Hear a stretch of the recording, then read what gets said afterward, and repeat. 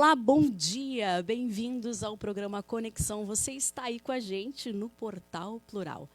Maior rede online de comunicação da região Noroeste, uma das maiores do Rio Grande do Sul. Hora certa para você, 10 horas e 19 minutos. E a gente está ao vivo. 16 graus em Santa Rosa. Tá chovendo aí? Aqui chove um pouquinho. Mas acompanhe sempre todas as nossas notícias, não só no Facebook, como no canal do YouTube e também no Instagram.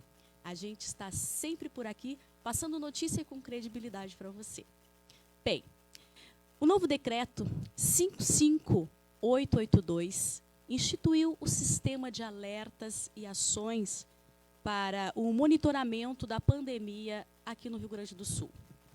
Nesta semana, ou melhor, na semana passada, uma recomendação de alerta foi dirigida a Santa Rosa, justificada por fatores regionais e macro-regionais.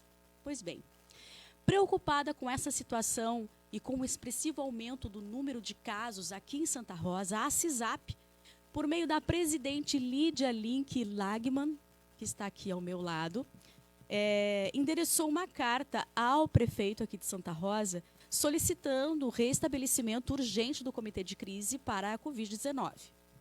A gente sabe que uma crise quase sempre nos pega de surpresa.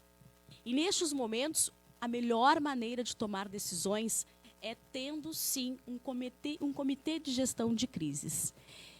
Lídia, bom dia, bem-vinda. Bom dia, Carol. Bom dia a todos que nos acompanham aqui no Portal Plural. Obrigada pelo espaço, por terem nos chamado para falar desse tema tão importante.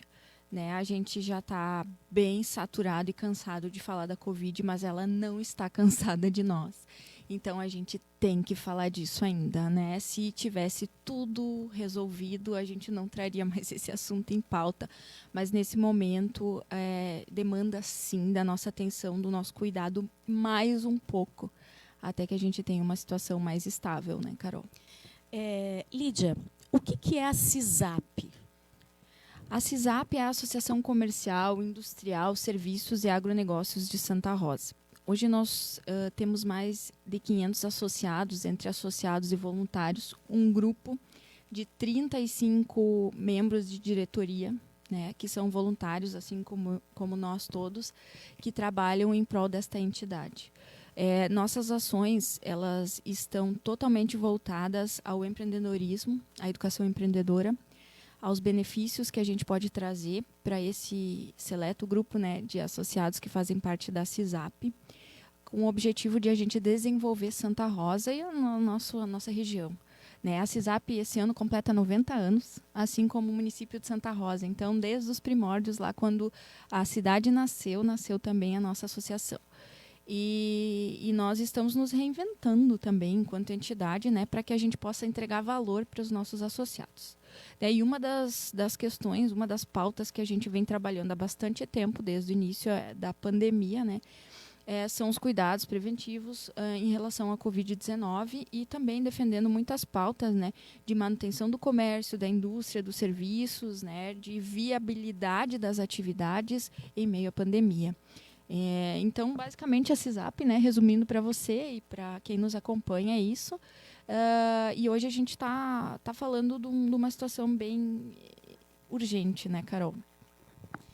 Lídia, você como presidente da CISAP, qual é a tua maior dificuldade hoje? Hoje, acredito que a gente vem talvez o que todo mundo fala e o que todo mundo quer é a vida normal. Né? Vida normal, produzir normal, vender normal, e a gente sabe que isso não é possível nesse momento. Então, nós estamos atuando estrategicamente, né? E aí entra a parte do comitê de crise regional, não municipal, regional, onde a gente está representando o setor produtivo, avaliando junto a esse comitê técnico exatamente o que precisa ser feito e que passos a gente tem que dar. Até na elaboração de um decreto ou na elaboração de estratégias, ações, para que a gente possa mobilizar a comunidade, para que a gente consiga manter os índices da doença estáveis e que a gente possa continuar produzindo, porque eu, particularmente, e a CISAP, a gente considera toda a atividade essencial. né? Então, não dá para fazer uma diferenciação. Entendo. Bem, vamos falar a respeito da carta endereçada ao prefeito, que fala sobre esse comitê de crise, né? Então, eu queria que você falasse para a gente do que busca realinhar esse documento encaminhado para o prefeito. Desde que o sistema de 3 As ele foi instaurado, a gente tem... Ação... começa um alerta, né? O aviso, alerta e ação. Isso. Tá? Os 3 As. Quem faz essa gestão não é mais o município especificamente, né? É a Amufrom, então é a região. Não faz sentido participar de um comitê municipal, faz sentido estar no comitê regional. Claro. Né? Porque nós, enquanto município, a Fundação, o Hospital Vida e Saúde, enfim, são membros desse comitê que seriam os mesmos membros do comitê municipal. Né? Então, não adianta sombrear. Né? A gente tem que ser efetivo naquilo que a gente faz. Então, hoje nós participamos do comitê regional, tá? que para nós surte um efeito melhor, porque é o comitê técnico, né? Presidido pelo Dr. Benvenu, que faz essa análise dos dados diariamente, a gente acompanha os casos, faz toda uma análise estatística e dá as tratativas adequadas para isso, baseado nas ações que a gente vai implementar e reportar ao governo do Estado. Né? Então, a nossa posição hoje como entidade participante do comitê, além de representar o setor produtivo, a gente está representando todas as ACIs da nossa região e todo o segmento, né, de comércio, indústria e serviços. Mas de forma muito coerente, né, Carol? Porque às vezes a gente entra numa discussão que não tem sentido, que é uma dicotomia entre economia e saúde que nunca existiu. Exatamente. Talvez isso possa existir em outros municípios, em outras regiões, mas aqui em Santa Rosa isso nunca existiu. Desde o início da pandemia eu acompanho o comitê. E a gente nunca separou isso. Inclusive, há pouco eu vim de uma reunião na Fundação de Saúde em que a gente discutia justamente isso. Agora os casos estão aumentando, de que forma nós vamos trabalhar a conscientização e a responsabilização das pessoas para cumprir o seu papel. Porque agora lá no início, a gente precisava estruturar, criar uma unidade de saúde. A gente precisou de leitos, a gente precisou de profissionais, a gente precisou de EPIs, uma série de ações que a gente veio tomando no decorrer deste ano e no ano passado, quando a pandemia iniciou. Mas agora a gente volta lá no início, que é a conscientização das pessoas. Né? Se a gente quiser manter comércio, indústria, serviços trabalhando adequadamente, como a gente precisa, que é essencial no meu ponto de vista, a gente parte da consciência de cada um. Né? Então, eu tenho uma festinha para ir, vai só 5, 6 pessoas. Vamos deixar isso para depois? Já é o suficiente, né? Já é o suficiente. Pessoas. Então, assim, o que as pessoas não estão se dando conta é que a gente está vivendo nesse momento um pico de casos que é isso, o intuito assim, não é trazer medo ou assustar as pessoas. É assim, é necessário saber disso, isso precisa estar claro. Tá? Que a gente está num pico muito parecido com o que nós tivemos em março, logo depois do Carnaval.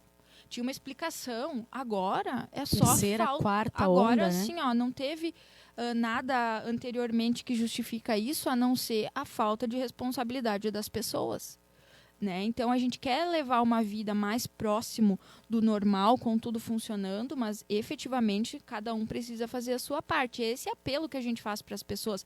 As empresas estão com seus protocolos em dia, estão sendo fiscalizadas, as indústrias. Agora, saiu da empresa, tirou o EPI, tirou a máscara, foi visitar um vizinho, um parente, fez aglomeração, tomou mate junto. Eu não posso me responsabilizar por isso enquanto instituição, entende? Ou como empresa, ou como... Então, fica o apelo, né, Carol, de que as pessoas façam a sua parte nesse sentido. É interessante nós falarmos da questão da conscientização, né? Parece que as pessoas são teimosas para aceitar a regra, né? As pessoas têm uma resistência. Quando se coloca um decreto, uma regra, parece que elas ficam mais resistentes. Assim, não, comigo não acontece. A gente sempre acha que com a gente não vai acontecer. Né? Eu acho que aí é que está o erro. Mas, Lídia, o que envolve esse comitê de crise? O que é basicamente esse comitê de crise? Bom, o comitê de crise ele vai fazer análise de todos os dados, né? Então, Hoje, a gente já sabe que nós vamos ter um pico novamente, né? E a gente tinha uma expectativa de baixar esse número de casos positivos, mas a gente, infelizmente, está aumentando. Tá? Isso infelizmente, na nossa reunião da semana passada, nós entramos com algumas ações estratégicas de conscientização que, infelizmente, não surtiram o efeito esperado, porque os casos estão subindo. Né? Então, a gente observa isso. Esse comitê ele dá todo o suporte técnico para os prefeitos tomarem as decisões em relação aos seus decretos municipais. Trabalha junto com a MUFRON, Associação dos Prefeitos junto com a MUFRON, porque aí a gente elabora, né, esses decretos, as sugestões de decretos e os prefeitos então têm a autonomia, né, de ajustar conforme, mas logicamente que alinhados àquilo que vem sendo discutido dentro do comitê. Né? Então, assim, o comitê hoje ele dá o respaldo técnico para tudo. E é o comitê que responde, por exemplo, a gente organizou uma série de ações porque estávamos tendo um aumento de casos. Se essas ações não foram efetivas, quem responde ao governo do estado é o comitê. Então, a gente, além de implantar essas ações, a gente tem que ter um monitoramento e ter o resultado dessas ações. Né? Então, assim, parte da conscientização e da responsabilização. Da outra parte, nós somos a cidade que mais vacina no estado. O índice de vacinação de Santa Rosa é o maior de todo o estado e às vezes a gente não lembra disso ou não fica sabendo, tem que falar, isso é importante. Nós somos a cidade que tem a menor letalidade, então quer dizer que os casos eles não agravam tanto. Quando agravam, a gente tem uma letalidade muito baixa. Né? Mas o que precisa ficar é que hoje nós estamos com os leitos comprometidos de UTI, nós estamos com a internação também com um número significativo e nós estamos com um aumento de casos. E se a gente está aumentando os casos hoje, significa que daqui a 2 semanas nós vamos ter leitos de UTI ocupados. E será que nós vamos ter esses leitos? Né? Então, as pessoas não fazem esse cálculo. Gente, nós estamos falando daqui a 2 semanas, como é que vai estar? Nós vamos ter... de que forma nós vamos lidar com essa situação ali na frente. Né? Então, por isso que nós intensificamos todos juntos. Né? Reitero mais uma vez, não existe dicotomia, a gente acredita sim para o trabalho, sim para a saúde, porque nós entendemos ser possível conciliar. Mas para isso a gente precisa ter a colaboração das pessoas. Exatamente. O quão importante é a conscientização. Lídia, você acha que é necessário a gente fazer campanhas de conscientização? Mais campanhas? Olha, eu acredito que sim, tá? A gente fez um vídeo pela CISAP já faz alguns meses em que a gente mostrou a UTI Covid. As pessoas não tinham noção do que era uma intubação. Ouvia falar, achavam que era fake news. Gente, nós mostramos como os profissionais de saúde atuam dentro de uma UTI. Isso foi tão chocante, Carol. Nós tivemos mais de 800 compartilhamentos. Porque as pessoas se sentiram tocadas porque enxergaram aquilo ali, se imaginaram ali, imaginaram algum familiar seu. Né? E o que a gente tem que pensar? Lá no início da pandemia, a gente tinha muito o Covid atrelado a quem tinha algum tipo de comorbidade. Exato. Ou propriamente a idade. Isso não acontece mais. Né? Hoje a faixa de 30 a 39 anos é a que mais tem casos de Covid. Né? E a gente, essa doença ela é tão intrigante porque a gente não consegue tatear o que virá. Né? Ela muda. Então, assim, a responsabilidade parte de cada um e a gente tem que enxergar isso não como algo que vai me impedir de trabalhar, de circular, mas que eu faça a minha parte na prevenção. Né? A gente em nenhum momento falou, vamos fechar tudo. Né? O comitê de crise não quer isso. Né? Nós, entidade, não queremos isso. Não é isso que vai nos salvar. O que vai nos salvar é o comprometimento de cada um.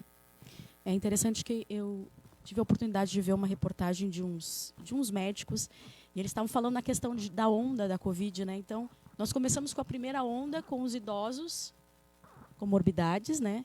Depois a gente veio baixando a idade, se a gente for analisar. Né? E agora a gente está nessa terceira onda que está pegando os jovens. Né? Então, para a gente poder refletir a respeito do que está acontecendo. Para quem acompanhou as nossas entrevistas aqui do Portal Plural, a gente lembra também de médicos que trouxemos, onde fala que se você pegou o Covid e não teve grandes sintomas, você precisa fazer mais exames, porque é bem provável que você venha a adquirir um problema cardiovascular, né? Então, a gente precisa também pensar no depois do Covid, porque ele está deixando sequelas, e está deixando sequelas importantíssimas. Não é uma doença simples, né? Parece que também as pessoas, né, Lídia, depois que veio a vacina, chegou a vacina, então pronto. E não é bem assim, né? Ainda leva um certo tempo. E muito desse comportamento que a gente observa agora com o aumento dos casos vem disso, né? Porque é uma falsa sensação de segurança. De imunidade. Na verdade, não é uma imunidade, né? Você pode, vacinado, você pode pegar o Covid, só não morre. Né?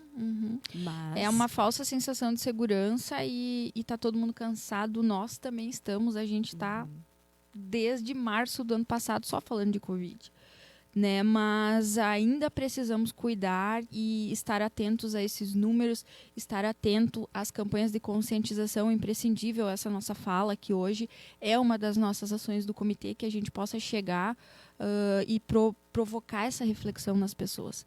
Né, para que a gente possa continuar trabalhando, para que a gente possa continuar com as atividades essenciais ou não essenciais, como queiram dizer, tudo em funcionamento, aulas, a circulação das pessoas, mas que a gente tenha a consciência de se vou sair se realmente precisa, né?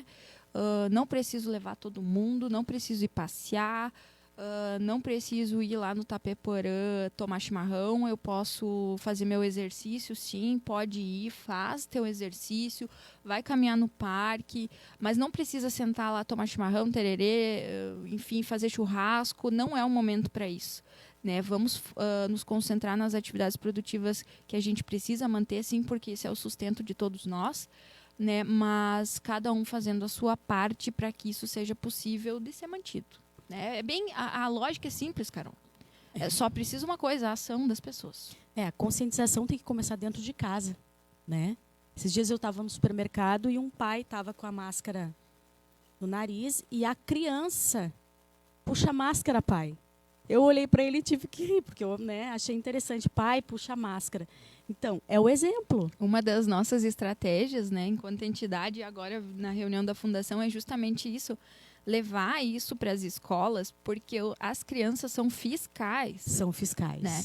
E eles entendem a importância disso. Então, a doutora Fabiana conversava conosco antes e dizia, puxa, vamos levar isso para as escolas, porque as crianças vão cobrar isso em casa. E aí o Délcio, o presidente da Fundação, ainda disse, vamos dar um teminha de casa para ver que ações eles fizeram, né, de prevenção e evitaram de sair, circular, né? E eu acho que a gente tem que trabalhar o lúdico também. Mas agora é uma situação assim que as pessoas estão cansadas e os pais em casa, eles tendem a ser exemplos para os filhos, né? Exatamente. Então pode ser algo que a gente de fato consiga trabalhar. É mais uma ação. Mais uma ação. Agora é o momento da gente concentrar os esforços, né, na conscientização e na responsabilização. Lídia, muito obrigada pela tua participação. Eu gostaria que você fizesse as suas considerações finais agora, para que a gente encerrasse essa entrevista, por gentileza. Obrigada, Carol, pelo espaço.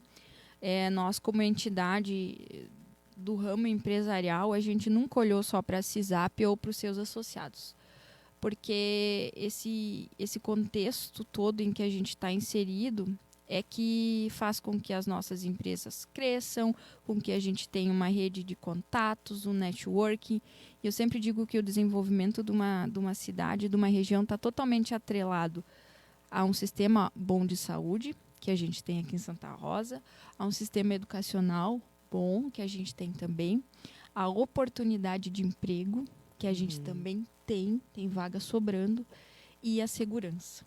Então, nós, enquanto entidade, a gente nunca olhou só para as empresas ou o setor produtivo. A gente sempre olhou para todo esse contexto.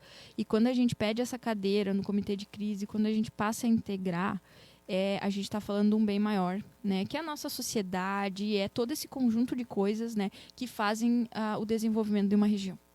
Então, nós, enquanto entidade, sim, nós vamos lutar para que a gente possa manter nossas atividades produtivas.